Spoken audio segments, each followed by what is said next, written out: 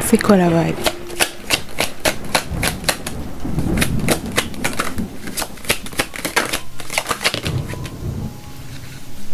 Le cavalier de bâton, la grande prêtresse. Quelqu'un ici a des pouvoirs psychiques. Et le 4 de denier. Dos de deck, le valet de denier.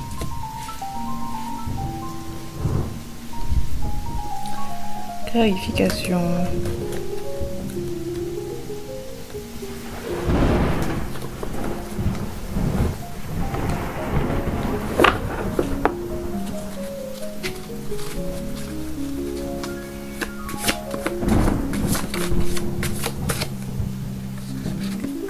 L'univers transforme les haters en tes plus grands fans.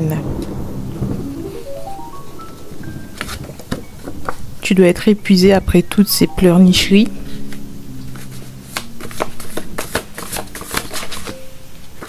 Et j'ai peur de ce que tu pourrais penser de moi.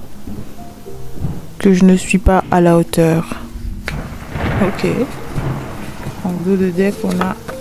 Ces gens ne t'ont pas pris au sérieux. D'accord. Bon, ben l'univers transforme tes haters en tes plus grands fans avec le cavalier de bâton. Ça parle de quoi? Alors ça parle de gens qui te critiquaient, surtout dans ton dos, parce qu'ils te percevaient comme un cavalier de bâton. Quelqu'un qui ne reste jamais trop longtemps sur place, qui est toujours prêt à tailler la route, toujours prêt à changer son fusil d'épaule, un peu trop frivole, un peu trop, bref, trop léger à leur goût, trop léger pour envisager de faire quoi que ce soit de sa vie. Ouais, c'est assez dur, hein. Ben, c'est exactement le genre de pensée qu'entretenaient tes haters à ton sujet. Ils critiquaient absolument tout. Surtout dans ton dos, j'entends, hein, c'est des gens qui ne viendraient jamais en face de toi et te dire cache ce qu'ils pensent. Non, c'est des gens qui parlent, qui critiquent, qui trouvent de la force et du pouvoir dans le fait de rabaisser les autres dans leur dos. Parce que de toute manière, il y a quelque chose qui me dit que vous restez jamais... Enfin, c'est pas des gens avec qui vous traînez souvent, c'est pas des gens avec qui vous entretenez des conversations profondes, que vous en dites n'en dites pas trop sur vous. Ouais, parce que vous avez capté avec la grande prêtresse que c'était des faux culs, hein, que c'était des hypocrites, donc forcément vous gardez pour vous le meilleur.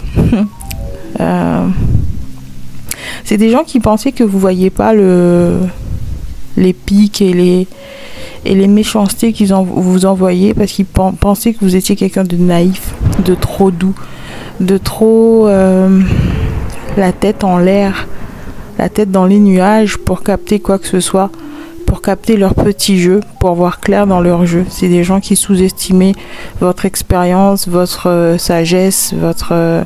bref, peut-être que vous avez une apparence extrêmement jeune, ou qu'en comparaison de ces gens, vous êtes quelqu'un encore jeune, avec le valet de denier ici. C'est des gens qui pensaient pouvoir s'asseoir sur votre tête et faire tout leur petit manège sans que vous captez quoi que ce soit de leurs intentions. Sauf que voilà, pendant tout ce temps, vous étiez la grande prêtresse. C'est des gens qui sous-estimaient extrêmement votre vision, votre clarté d'esprit, alors que pendant tout ce temps, vous voyez clair dans leur jeu. C'est un message assez fort qui revient en boucle depuis le début, ça. Des gens qui pensaient que vous voyez pas le mal dans leurs actions, que vous voyez pas leurs gestes déplacés, leurs paroles déplacées, leur vulgarité. Bref, ils pensaient que vous étiez complètement aveuglé ou impressionné par eux, ou que vous avez trop peur de les confronter, ou quelque chose dans ce genre là, que vous avez peur des répercussions si vous osez vous défendre. Ouais, c'est des gens qui pensaient avoir un pouvoir excessif sur vous, qui pensaient avoir du contrôle sur vous, qui pensaient tirer les ficelles, alors que pendant tout ce temps, vous étiez juste là en train de les calculer. Pendant tout ce temps, vous étiez juste là en train d'apprivoiser ce petit jeu-là, d'essayer de comprendre, mais d'où ça vient cette méchanceté gratuite, mais d'où ça vient cette bassesse-là. C'est petit, c'est mesquin, c'est de la sournoiserie en barre. Pendant tout ce temps, vous étiez en train d'étudier le mécanisme de fonctionnement de ces gens, mais d'où vient cette basse vibration-là? C'était une énergie que vous n'aviez jamais rencontrée jusque-là. Bon, c'est sûr que vous aviez rencontré des gens pas très bien dans leur tête. Bon, ça arrive, hein. On rencontre souvent toutes sortes de gens au cours de sa vie, mais là, c'était un niveau, mais parce que vous leur avez rien fait. Et pourtant, c'est des gens qui se déchargeaient, sur vous, comme si vous étiez une benne à ordures, genre. Toute l'accumulation de stress de la semaine, c'est sur toi que je déverse. De toute façon, tu vas dire quoi? Tu vas faire quoi? Tu vas oser me répondre? Non, tu vas juste baisser les yeux. C'est le genre de personnes qui pensent vraiment qu'ils ont une espèce d'autorité sur vous, un pouvoir, un contrôle. Et pendant tout ce temps, vous laissez faire parce que peut-être que tout ce que vous voulez, c'était manger en paix, dans le calme et la bonne humeur. Ouais, c'est des gens avec qui vous étiez forcés de passer un moment. C'était un court moment. C'était un truc pénible à endurer. Et il y a un sentiment d'avoir accompli sa mission une fois que c'était terminé. C'était une tâche que vous ajoutez à votre agenda. C'était quelque chose de forcé. Peut-être que c'est en rapport avec professionnel. C'est des gens que vous étiez forcé de côtoyer. Ou alors des membres de la famille, encore une fois, des pièces rajoutées, des gens que vous n'aviez pas forcément de lien, mais qui devaient exister dans votre réalité d'une certaine façon. Bref, c'est bizarre. Bref, c'est des gens avec qui vous étiez forcé de collaborer d'une façon ou d'une autre. Mais c'était pas quelque chose que vous avez souhaité ou que vous entretenez pour le plaisir. Bon, vous avez essayé de chercher du plaisir pour endurer ces moments passés ensemble. Vous avez essayé de trouver quelque chose un point en commun, quelque chose qui ferait que ça rendait ce moment plus facile à digérer, plus digeste, ouais. Ça me parle aussi que... Attendez, j'ai perdu le fil. Ça parle aussi de... ouais, c'était par pure courtoisie que vous ne disiez rien, enfin que vous disiez rien, que vous laissez passer, que vous laissez glisser certains pics, certaines méchancetés, parce que vous voulez pas envenimer la situation, vous voulez juste passer un bon moment jusqu'à ce que ce supplice se termine. Et ces gens prenaient tout ça pour de la faiblesse ou pour quelqu'un de trop craintif, et genre ils ont trop de pouvoir, ils sont trop badass, ils sont trop méchantes, elles sont trop... elles vous impressionnent de trop, genre jamais vous oserez lever le ton ou dire des paroles déplacées ou vous énerver parce que ces gens vont vous tomber dessus et vous êtes cerné, genre vous savez plus quoi faire. C'est des gens qui pensaient vraiment, vraiment être les grands méchants loups de l'histoire, quoi, des... Alors que pendant tout ce temps, bref, j'ai envie de dire, c'était le dindon de la farce. C'est des gens qui essayaient de vous tourner au ridicule, alors que pendant tout ce temps, c'était eux le dindon de la farce. Avec l'univers transforme tes haters en tes plus grands fans, ouais, il y a eu une espèce d'évolution. En tout cas, c'est comme si la roue avait tourné. Vous êtes placé désormais dans une position où ils n'ont rien d'autre à faire que vous observer et de comprendre l'erreur dans leur façon de vous aborder, leur erreur de jugement. C'est des gens qui pensaient être des masters manipulation, des maîtres de la manipulation, des maîtres du jugement et de la critique. C'est des gens qui pensaient vraiment, qui savaient lire dans les autres comme dans un livre ouvert. Ils pensaient vraiment qu'ils vous connaissaient par cœur, qu'ils avaient passé suffisamment de temps en votre compagnie pour comprendre comment fonctionnait votre esprit. C'est le genre de personne à vous dire Ah, mais je sais comment t'es. On sait comment t'es, hein. T'as plus de secret pour nous. Alors que pendant tout ce temps, il se trompait, mais tellement fort. Genre, il pouvait pas se tromper davantage, en fait. Avec la grande prêtresse, c'est le genre de personne avec qui j'aimerais pas être confrontée, quoi. Dans le genre... penser de pouvoir ridiculiser une grande prêtresse qui est au summum de son art. C'est quelqu'un qui a amené son intelligence et connaissances à un niveau, mais genre d'expert, quoi. Il y a personne qui peut venir lui dire comment penser, qui croire. Bref, c'est quelqu'un qui ne se laisse pas influencer aussi facilement, quoi. Elle est pas née de la dernière pluie. Elle a à sa disposition toutes les connaissances, tous les savoirs, tous les outils dont elle a besoin pour percevoir à travers les masques, à travers les illusions. Ouais, elle perce. Son troisième œil, il est ouvert tout de max, quoi. Son chakra couronne, idem. Open to the max. Tu dois être épuisé après toutes ces pleurnicheries. C'est des gens qui pensaient peut-être vous affecter d'une certaine façon. Ils pensaient pouvoir vous affecter d'une certaine façon. C'est des gens déjà qui pensaient que vous étiez sans défense, de 1, et de 2, qui pensaient pouvoir, je sais pas, ternir votre réputation, salir votre image, éteindre votre confiance en vous, votre estime. C'est des gens qui pensaient que s'ils se moquaient de vous, ça allait éteindre votre estime. Genre, vous allez vite... J'entends quelqu'un au coin, puni. Ouais, c'est des gens peut-être qui travaillent dans le milieu scolaire, hein. Ils ont cette mentalité de punition. Genre, je vais te mettre au coin. Genre, t'as pas le droit à la parole, le roi du silence, ou des délires comme ça. C'est bizarre. C'est des gens qui pensaient vraiment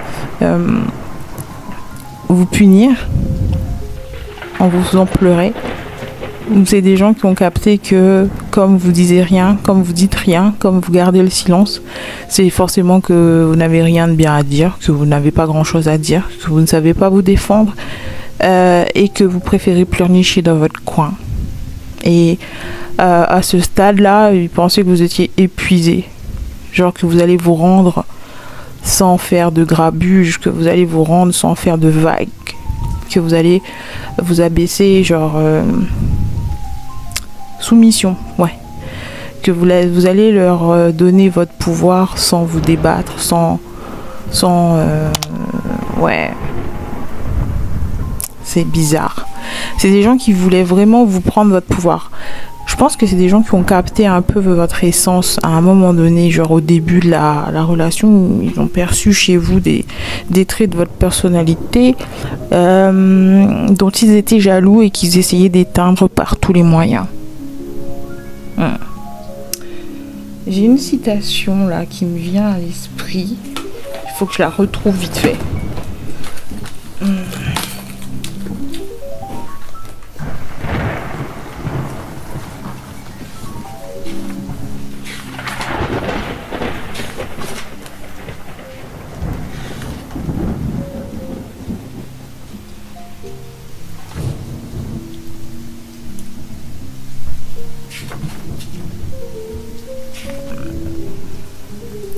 Si vous n'êtes pas impliqué dans les conversations qu'ils entretiennent à votre sujet.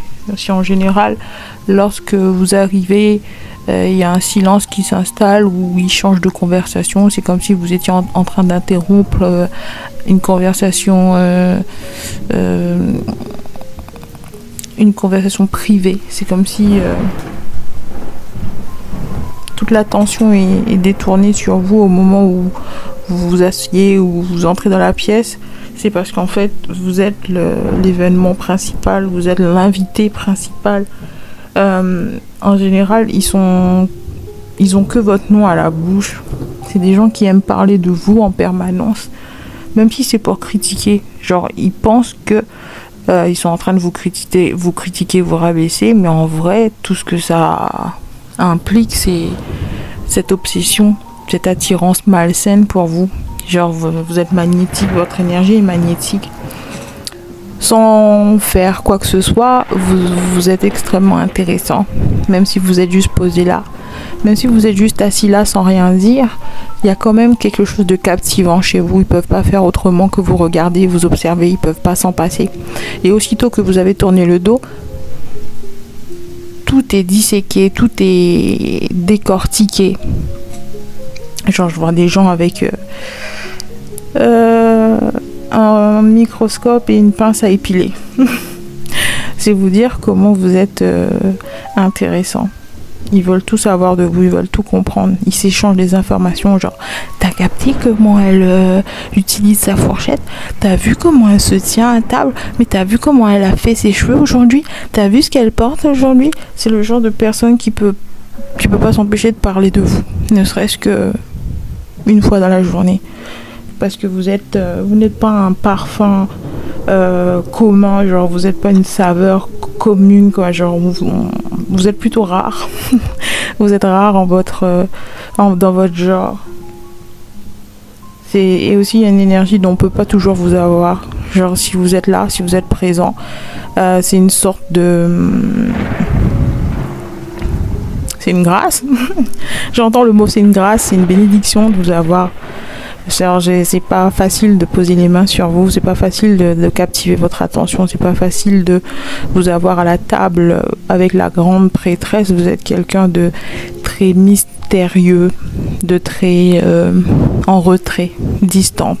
Vous préférez largement passer votre temps seul qu'en de mauvaise compagnie, et ça se comprend, hein, vu les pinailleuses que vous avez dans les pattes là.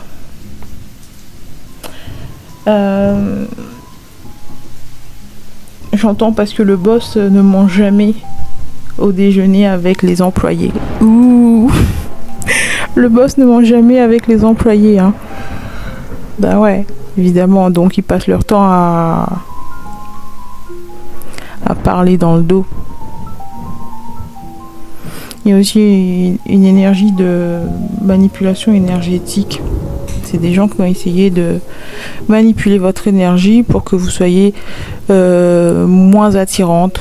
Ouais, c'est des gens qui ont essayé de bidouiller un peu la vérité. C'est des gens qui ont menti à votre sujet pour vous rendre moins intéressant, moins captivant, moins aimable aussi. Genre s'il y avait des gens dans la foule qui vous aimaient bien, s'il y avait des gens dans cette assemblée, dans ce groupe de personnes qui vous appréciaient, et ben c'est des gens qui n'ont pas hésité à utiliser le mensonge, les rumeurs pour essayer de dissuader les autres de bien vous aimer. Sauf que voilà, la vérité elle finit toujours par percer, hein. Tu peux dire ce que tu veux, mon gars, tu peux dire ce que tu veux, à un moment donné ça va backfire big time dans tes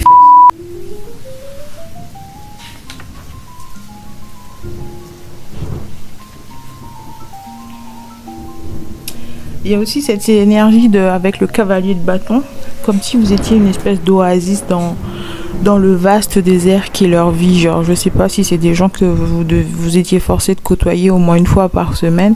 Et ben, ils passaient toute cette semaine à attendre patiemment de vous voir, en fait. Vous étiez je vous dis, hein, vous étiez l'événement principal. Vous étiez l'invité principal, le sujet favori de conversation. La personne qui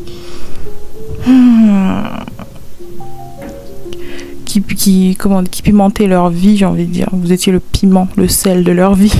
Et c'est même pas comme si j'exagérais, quoi. Je vois vraiment des gens qui s'ennuient comme des rats morts tout au long de la semaine, qui n'ont rien à faire de passionnant, qui font les choses de façon mécanique, automatique, sans âme, sans saveur, et qui attendent ce moment fatidique où enfin ils peuvent être en votre présence dans la même pièce, partager une conversation avec vous, s'asseoir à la même table que vous. C'est là que la vie prend tout son sens, c'est là que la vie s'anime, c'est là que la vie revient enfin dans leur petit cœur tout mort. Parce que ouais, vous êtes du genre à faire ce qui vous plaît, vous êtes du genre à dire ce qui vous plaît quand ça vous plaît.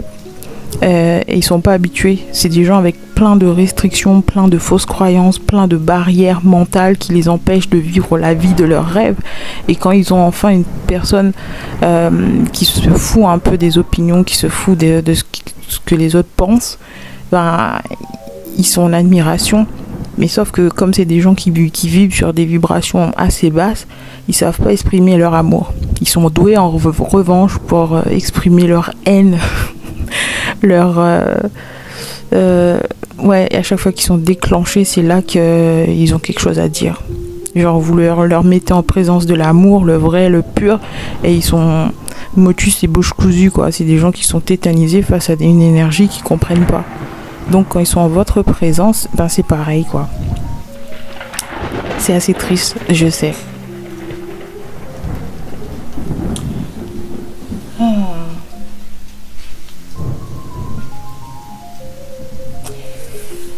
Ça me parle aussi que avec la grande prêtresse, vous n'êtes pas quelqu'un qui parlait dans le vide pour rien dire, genre vous n'êtes pas un spécialiste de l'échange de banalité.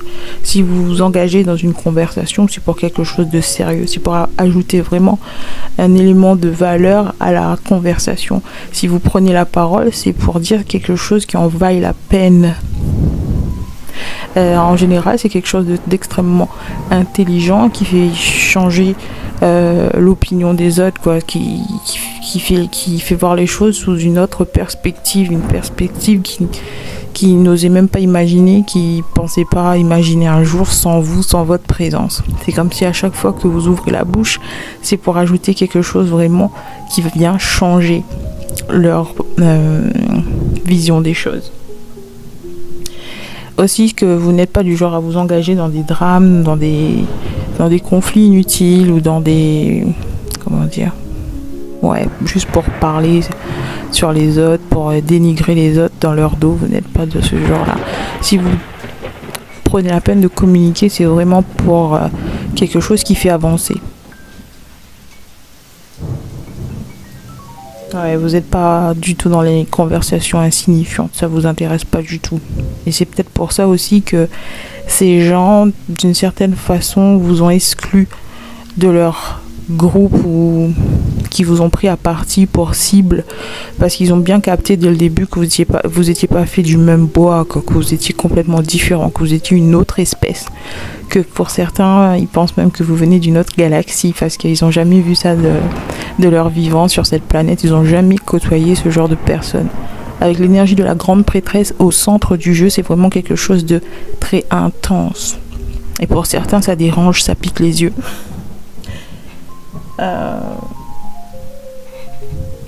C'est comme si on pouvait voir votre énergie depuis l'espace, tellement vous vibrez fort. Et attention, je parle pas de attirer l'attention sur vous, parler plus fort que d'ordinaire, faire un cinéma juste pour que vous soyez le centre de l'attention. Non, vous êtes ici, vous êtes posé, vous êtes... vous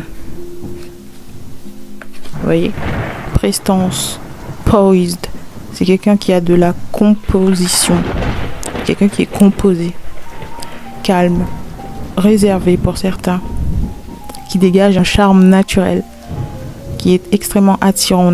On a envie d'en savoir plus.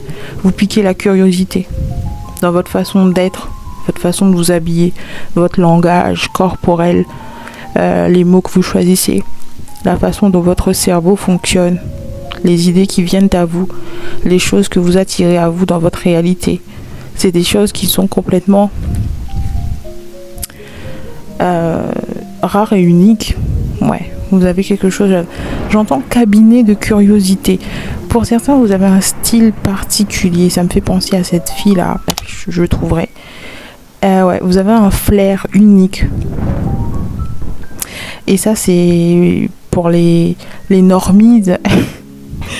C'est extrêmement curieux, hein.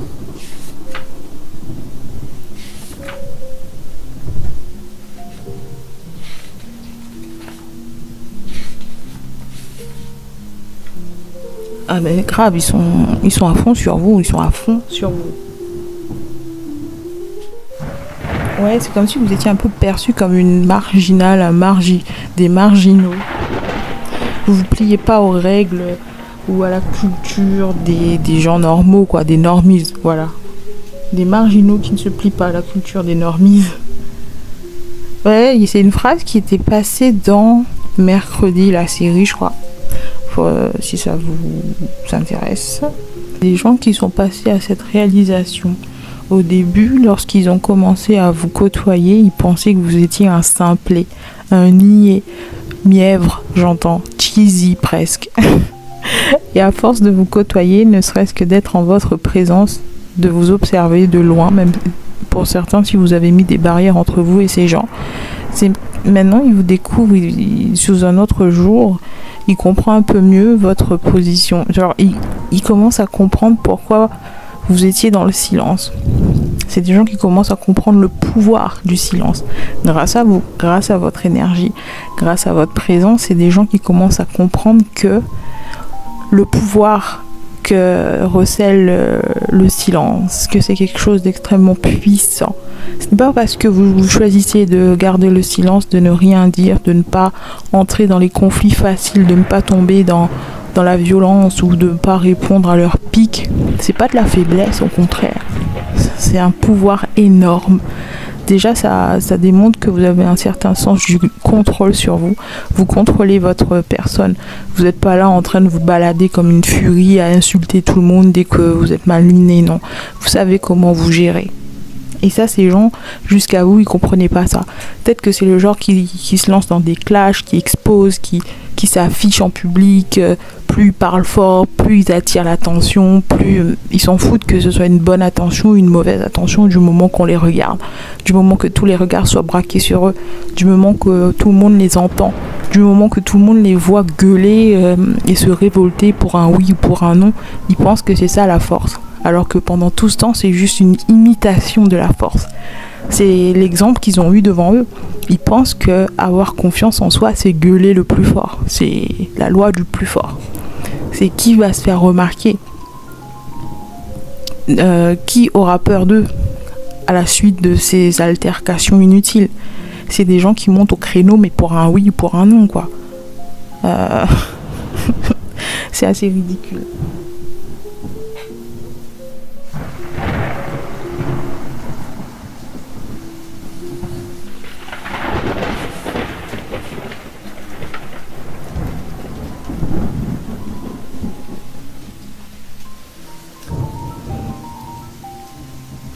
Il y a une énergie un peu de bombe à retardement.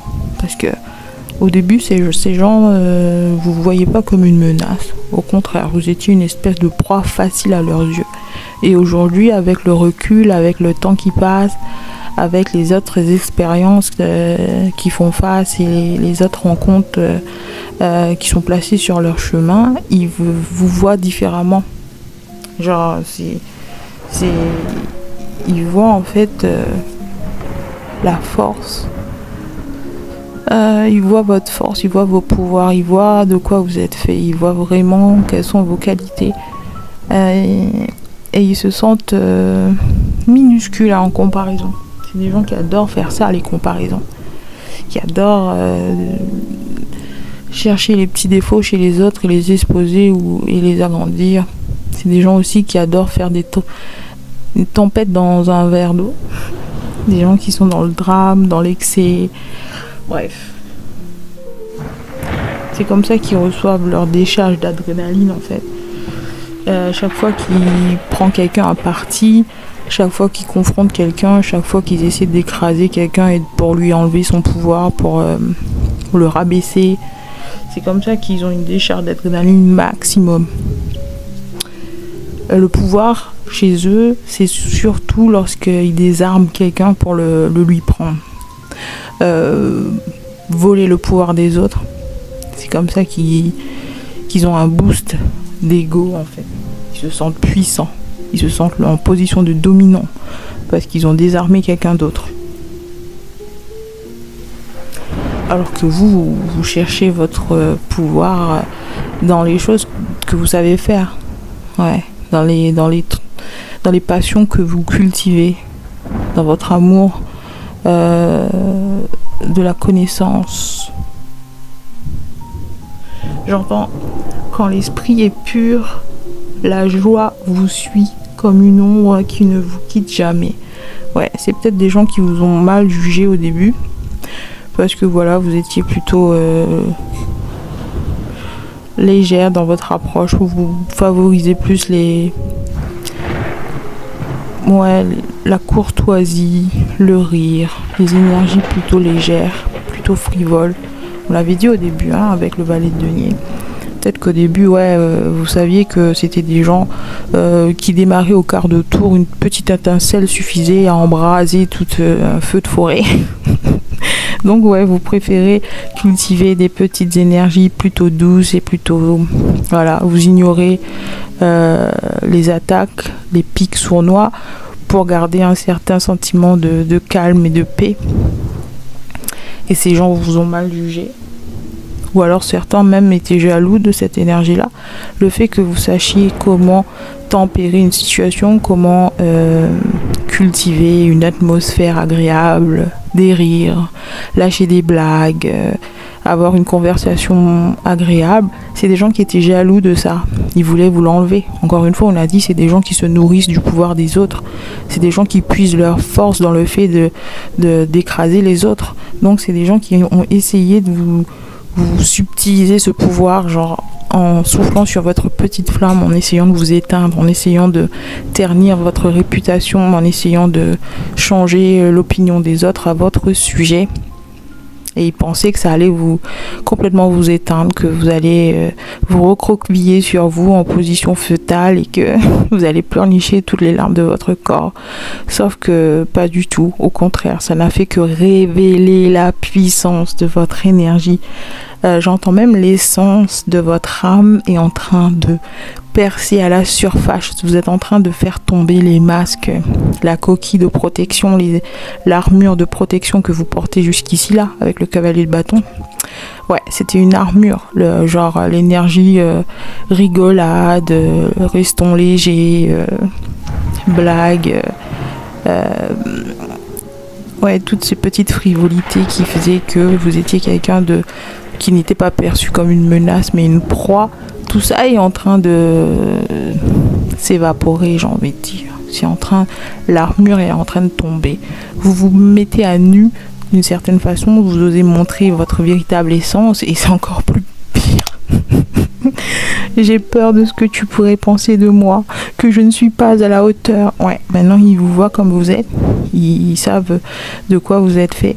Ils savent que vous n'êtes pas un petit joueur, que vous n'êtes pas une cible facile, qui ne peuvent pas en venir à bout de vous, qui ne peuvent pas vous relayer au rang d'oubli aussi, pour certains.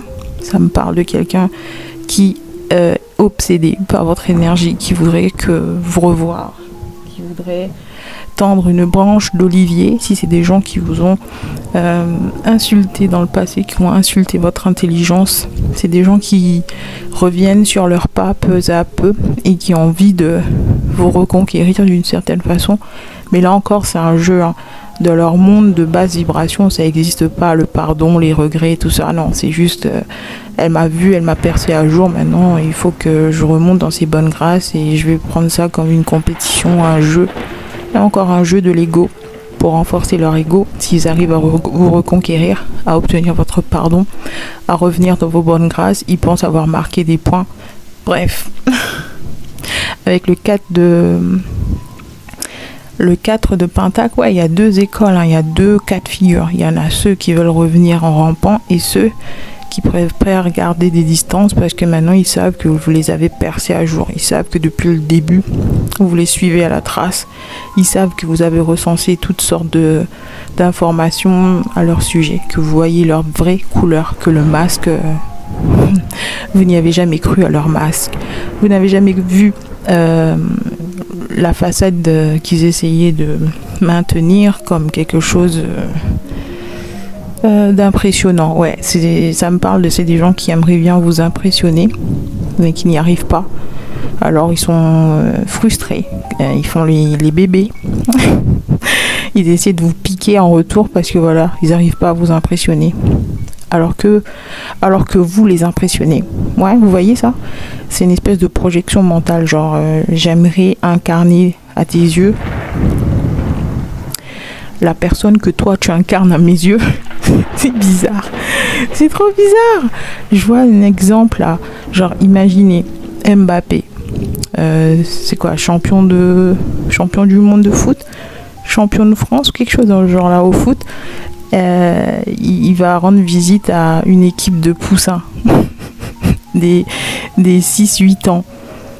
Et imagine, t'as un petit de 6 ans qui veut à tout prix impressionner Mbappé. Bon, jusque-là, c'est mignon, tu vois. Mais imagine-le qui pique une crise de nerfs parce qu'il n'y arrive pas, qui se roule par terre et quand il se lève, il veut se venger de lui. Genre, il va aller lui percer sa roue et tout, tomber dans la violence et la délinquance juste parce qu'il n'arrive pas à déclencher la même énergie chez son idole, en fait. Ouais, c'est quelqu'un qui vous idolâtre, qui vous admire et qui n'arrive pas à faire en sorte de faire naître les mêmes émotions chez vous, en fait.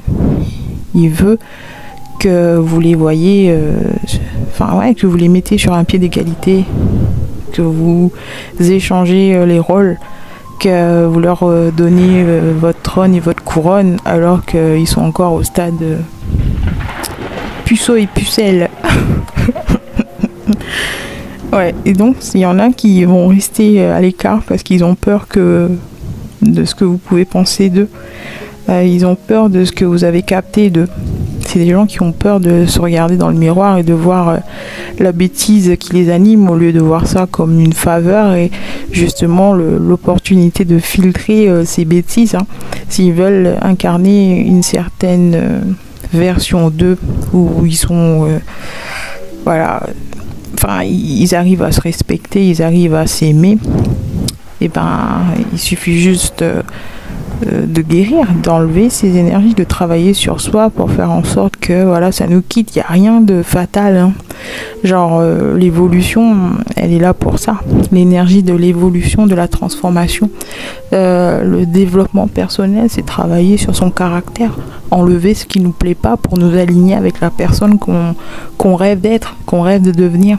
Peut-être que pour certains vous avez traversé cette transformation et c'est des gens qui vous ont observé de loin et qui se demandent comment vous avez fait, qui se demandent comment vous êtes passé de de valet de denier, de cavalier de bâton à la grande prêtresse. Genre real quick quoi. Real quick. 0 to 100 real quick. Genre la chanson de Drake. Peut-être que dans les lyrics il y a des messages pour vous.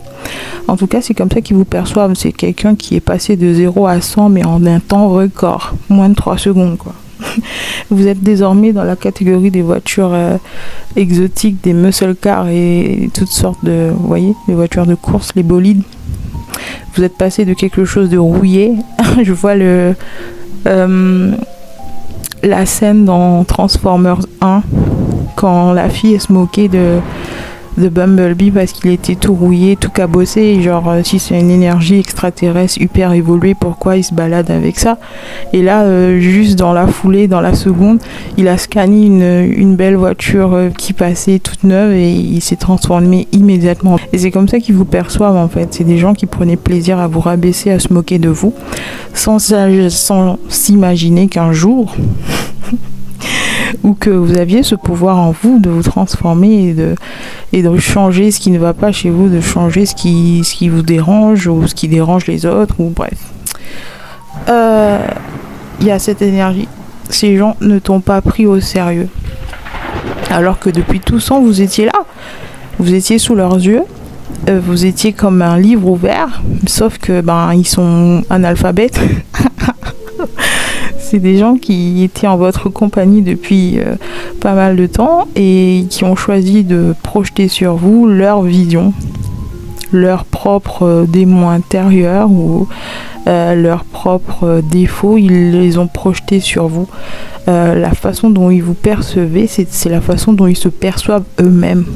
Ils connaissent les autres, enfin ils reconnaissent les autres à travers ce qu'ils ont reconnu déjà chez eux en fait. Et ils pensaient que vous étiez quelqu'un d'incapable, d'inutile, d'insignifiant, alors que pendant tout ce temps, c'est eux. Ils se décrivaient eux-mêmes.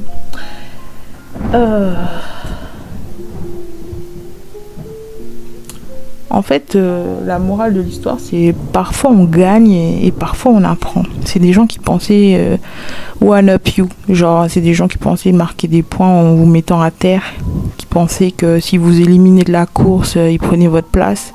C'est des gens qui pensaient que vous étiez une proie facile, qu'ils allaient impressionner les autres, marquer des points en voyant à quel point ils arrivent à vous ridiculiser, à se moquer de vous. Qu'ils étaient sur un piédestal parce qu'ils ont réussi à vous mettre à terre, bref. Non, en fait pas du tout, non. C'était surtout une occasion pour eux d'apprendre que c'est pas comme ça que ça fonctionne les énergies, c'est pas comme ça que ça fonctionne la vie. Voilà, c'est tout ce que j'ai pour aujourd'hui. Je vous dis à bientôt pour un nouveau tirage et d'ici là, restez conscients.